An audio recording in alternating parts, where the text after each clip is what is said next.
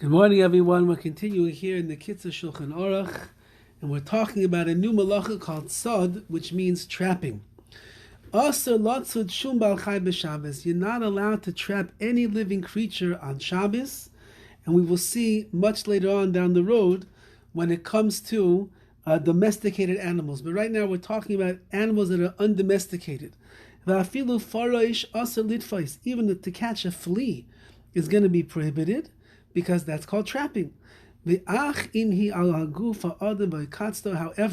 if this flea is on the person's body and it's biting him, mishum tsar de gufa, because of the bodily pain that he is having, and he wants to prevent that from taking place more, then mutter litlo ulazarka, in that particular case, where you're discarding it to remove the pain that it is causing you, you could discard it, you could remove it, but it must be pointed out, removing it is one thing. However, aval asur laharga, you're not allowed to kill it, even if it's causing you pain. Ki asur laharag shum bal chai, you're not allowed to kill any creature on Shabbos. That's called shchita, that's called slaughtering, and therefore that would be a prohibition in and of itself. So again, you're not allowed to trap a fly, or even this flea over here. But if it's causing you pain and tremendous discomfort on Shabbos, you'd be allowed to pick it up and you could remove it then. That won't be considered a trapping that the Torah said is going to be prohibited, because the rabbis prohibited catching the Torah prohibition of trapping is only those creatures that are normally trapped. If you'd be out there in the wild and you trap deer, you trap other animals that people want to eat, other things they hunt for fun, but most people are not trapping bugs.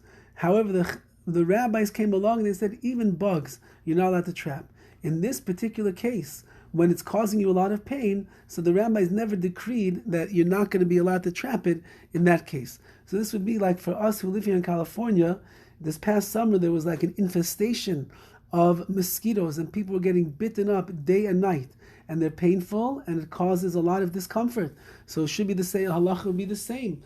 Even on Shabbos, if you would see the mosquito crawling on your leg and you want to take it away, you want not to let it bite you, that would be mutter in that particular situation. Now he writes, Ach kinim, what about lice? Killing lice, kevichem mishavim rak min azeya. In those days of the Kitzur Shulchan Aruch, it seems that the prevalent type of lice were lice that developed from perspiration. They didn't grow in the normal way from eggs that were hatched and they came into this world. And therefore the decree of killing something that is live is only something that was born in a natural way. But something that would develop out of perspiration, that's how it came into this world, then you would be allowed to kill them. However, if there were these type of lice on your clothing, there you're not allowed to kill it because it's not really causing you pain. But you could take them off and discard them so they don't continue spreading on your clothes.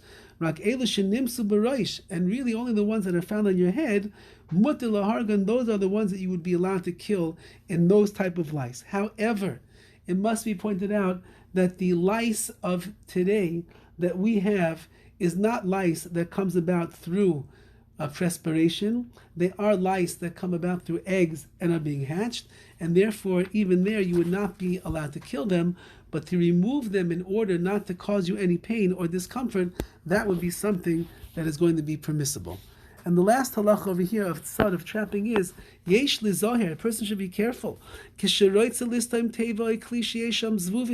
have a box or some kind of vessel that has flies flying around inside of there, and you want to close up the box on Shabbos. You have to chase the flies away from there first. Because when you close up that box, and if the flies are inside, they end up getting trapped inside of there. You don't have to be so meticulous and careful and look in every corner of the box to make sure there's no flies over there. You just have to chase away that which is visible to you, and whatever you missed out, you're not going to be considered as if you are trapping. Now, one point that the Mishnah Berurah makes is that this rule applies to a small box or a vessel where the flies actually get trapped. which means that once that they're inside and they can be caught in a single swoop. However, if it's a large box and the flies can really evade the capture, even in the box itself, if you would put your hand in the box, you can't necessarily reach the fly because it can fly all around. Therefore, you still would be allowed to close the box while they're inside, because by closing it means that they are not trapped. Have a wonderful one.